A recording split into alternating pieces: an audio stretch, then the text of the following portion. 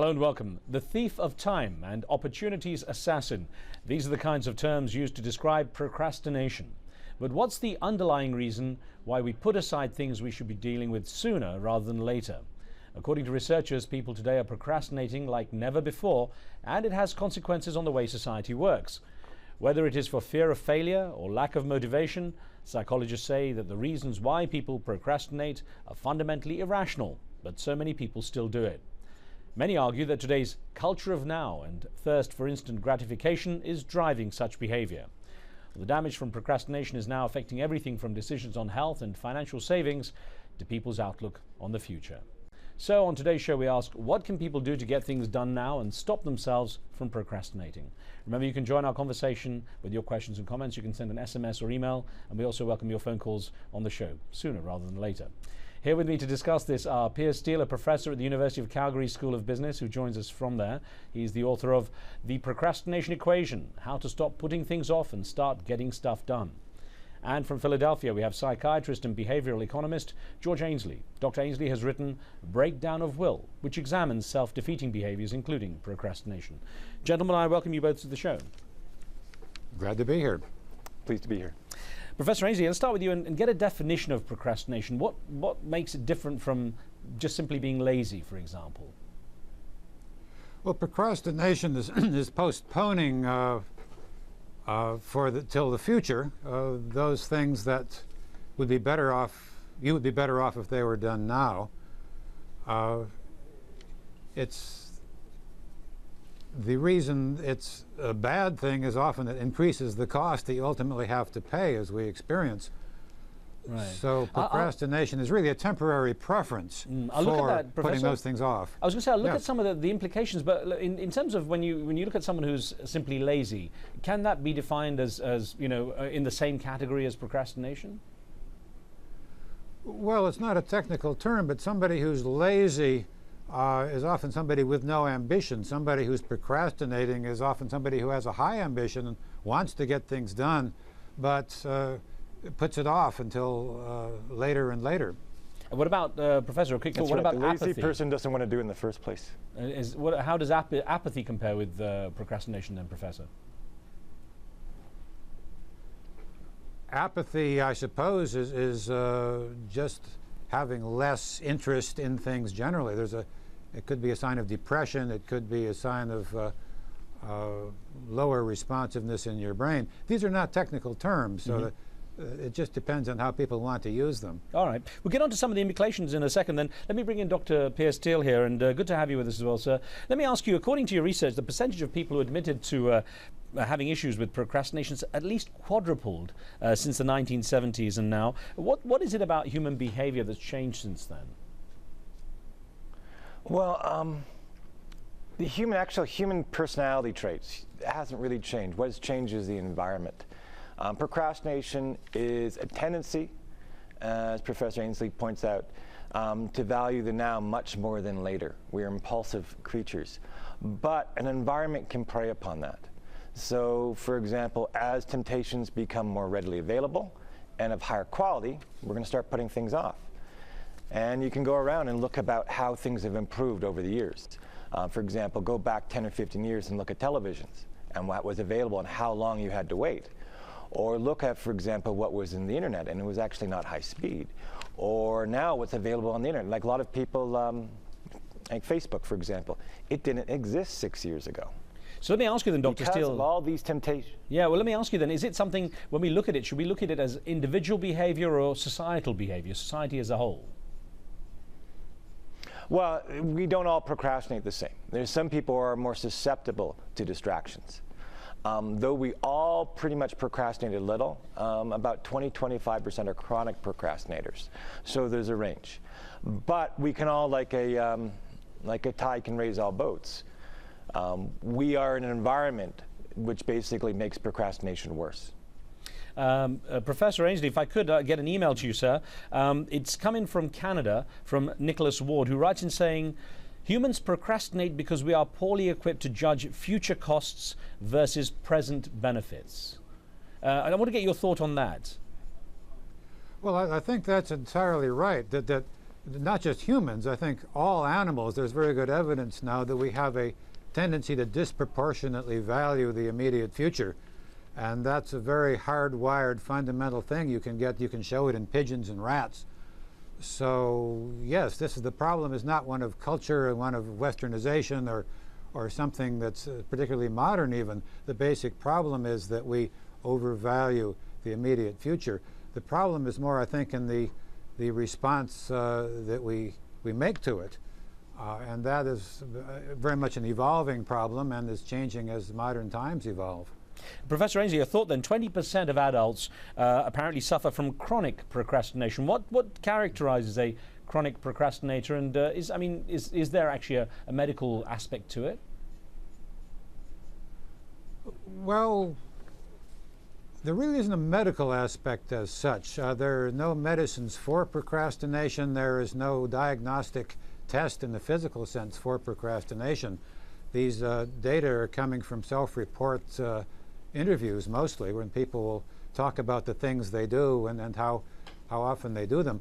Chronic just means people have a habit of it, as opposed to people who procrastinate on a bad day or every now and then. Right. Again, that's not a technical term.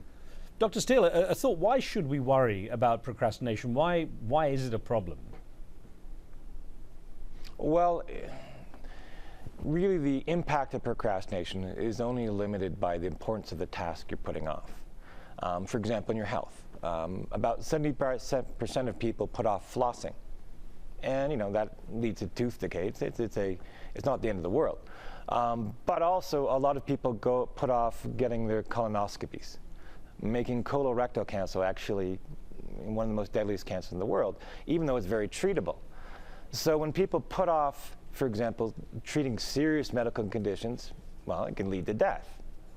That's an extreme. But we can put off everything and anything. We put off dealing with finances, relationships. We put off getting our careers. We put off everything under the sun. And the consequences of that can be extreme. Well, Dr. Steele, let me put an email to you then, sir, from Aisha Kabir, who wrote in saying, procrastination is only natural. Society programs us to rigidly adhere to schedules and systems. We need time to stand and stare. Isn't it just another quirk that makes us human? Isn't procrastinating really a part of what makes us what we are?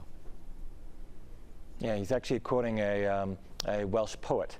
If we've only had time to stand and stare, at that point, the key to procrastination is you're putting off by your own standards.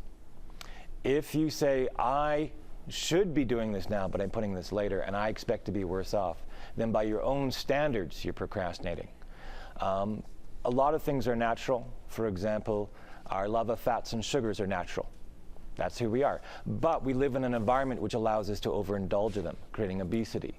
When somebody cuts you off in a car, and you get angry and you get flushed with adrenaline, you are preparing to go out and do that person physical harm, and you get a lot of stress in your heart. That's a natural response. It's no longer adaptive. So natural doesn't necessarily mean adaptive, and you got to remember that procrastination is by your own standards. If you think yourself that you should be doing this now and putting it off to later, then you're procrastinating. It doesn't happen to delay it alone. Let's get a call in here. We've got Vibert on the line from Canada. Go ahead. What's your question? I'm saying procrastinate is fun. Procrastination is an individual thing, and I don't think you should pick a blanket. Individual and cultural. I'm 70 years. I've procrastinated all my life, and I think it's fun because I've been successful. And many people in other parts of the world, they procrastinate because it's part of living well. Dr. Ainsley, I'd like your perspective on that. Our caller in Canada, Vibert, saying that actually it's something he's done all his life and he's still been a success. I just want to get your take on a comment like that.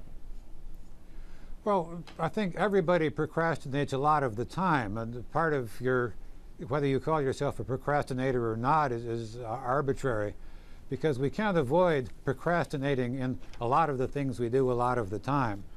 And whether it's too much, well, if he's a successful person and is satisfied with his life, then it's not really a problem of procrastination. It's just something he notices he does some of the time. Again, I should emphasize this is very basic to everybody's nature, the tendency to put things off. And as Dr. Steele was just saying, it's part and parcel with impulsiveness. Impulsiveness is I want to have the fun sooner. Procrastination is I want to have the cost of it later. Right. But they're flip sides of the same phenomenon, and you can do it more or less. And whether you call yourself a procrastinator or impulsive is often sort of arbitrary. I want to get a look at the broader impact of procrastination in a moment. We've got to take a short break here. Well, more of our discussion, but first, here's a look at what some people had to say about how procrastination affects their lives. How does it affect my life? Definitely not as efficient as I could be. I think I managed to get the work done, and it's just a different time schedule than what some people might prefer, but it gets the work done. I usually catch up. The pressure gets put on me, and I perform better under the pressure, I guess.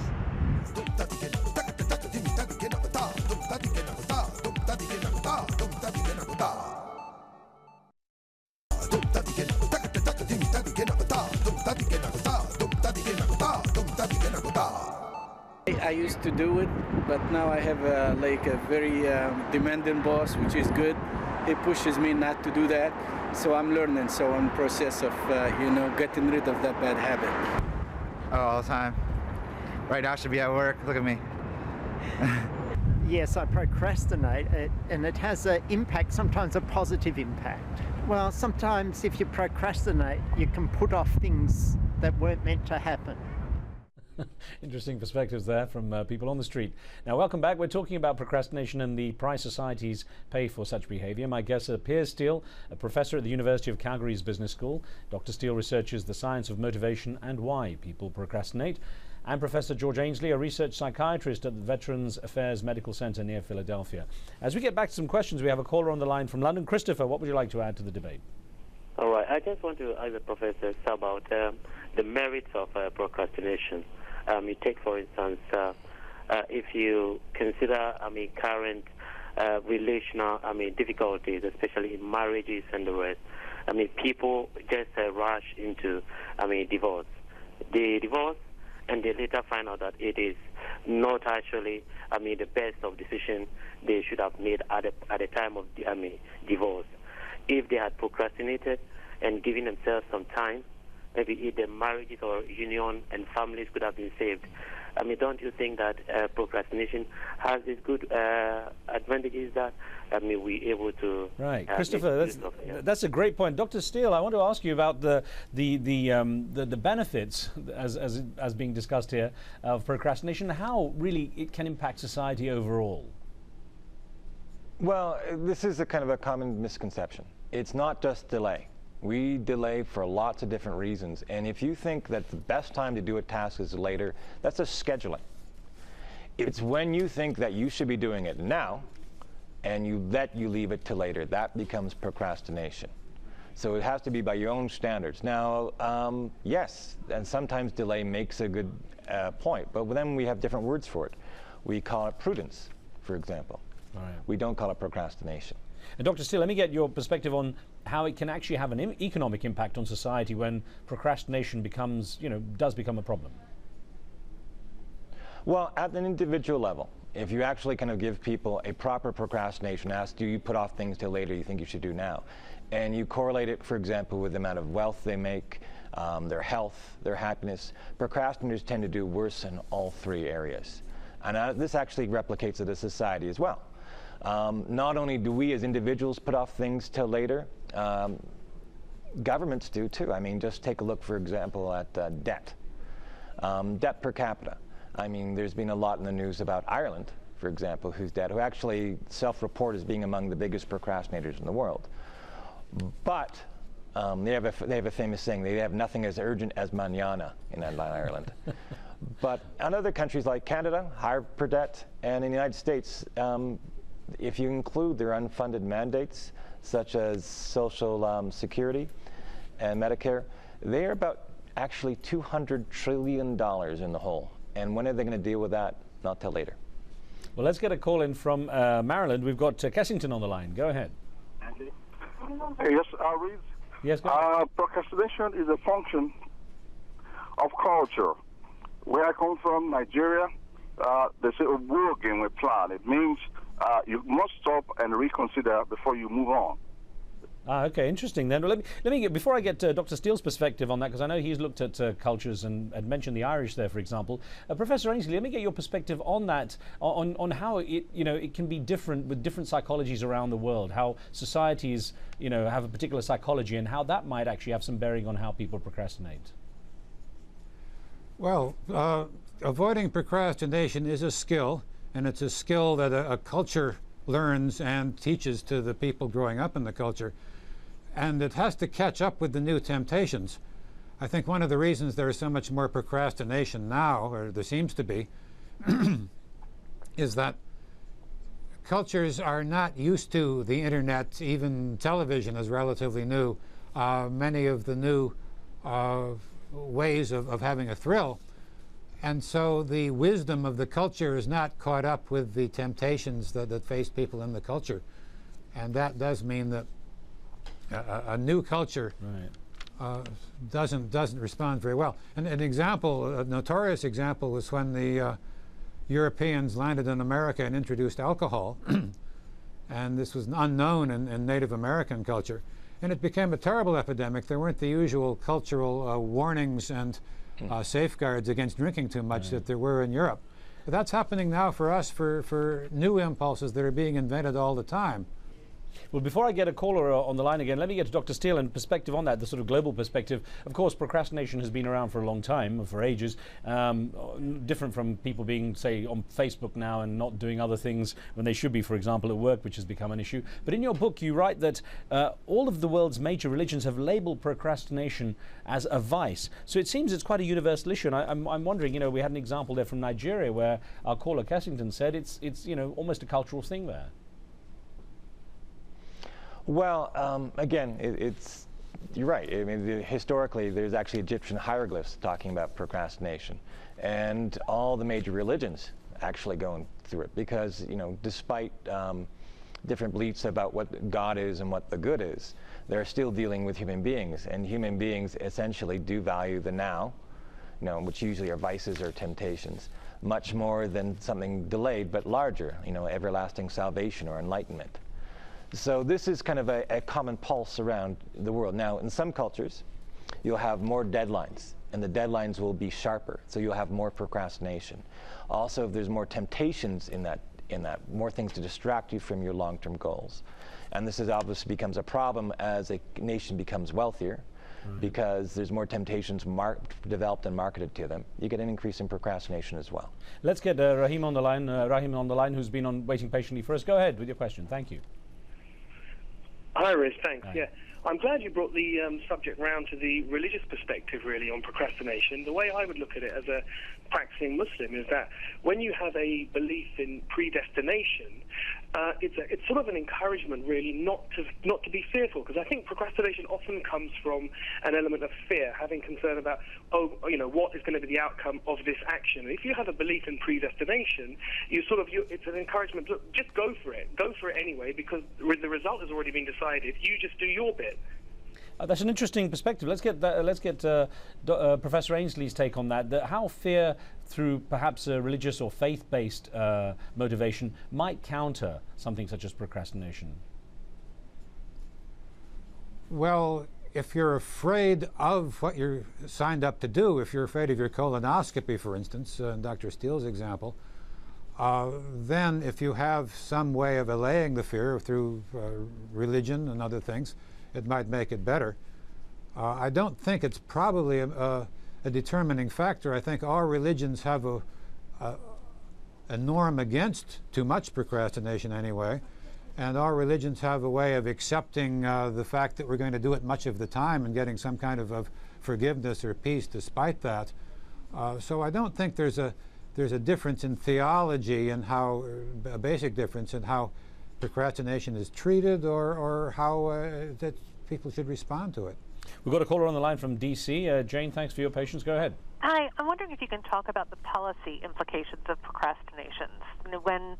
When Congress delays what needs to be done, 40 years on health care, and we're looking at it on Social Security now, what are the policy implications of this? Excellent question. Dr. Steele, I see you smiling as you heard that question. Oh yeah, well, in my book, The Procrastination Equation, we look over actually who is actually the largest procrastinator.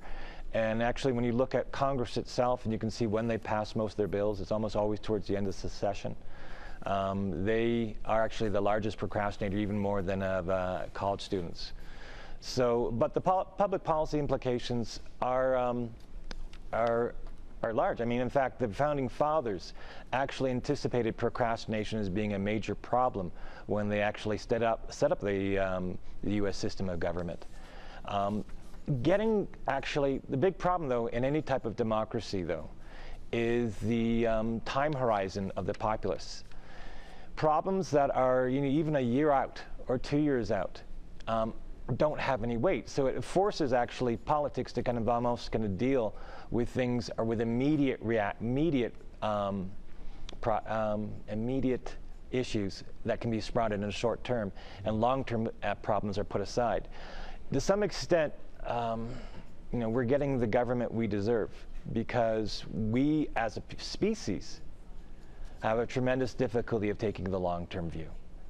Well, it's interesting. We have so many more questions, but never enough time. I want to just read out one email, though, we had from Gabriel Konayuma, who wrote in saying, people inherently don't want to make decisions. They feel safer putting things off and end up spending a lot of time doing non-essential job matters like browsing the internet because they find it more interesting.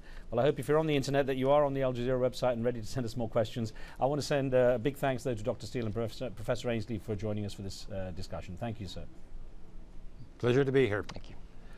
Thank you for joining us too. Remember, you can follow the show on Facebook, where you can catch previous broadcasts and find out what's coming up. Be sure to post your questions and comments so we can include those on the program. On the next show, Iran resumes nuclear talks, but with WikiLeaks cables pointing to bias at the International Atomic Energy Agency and the recent killing of 2 top Iranian scientists, what real progress can be made? Be sure to tune in for that. From me and the team, we'll see you next time.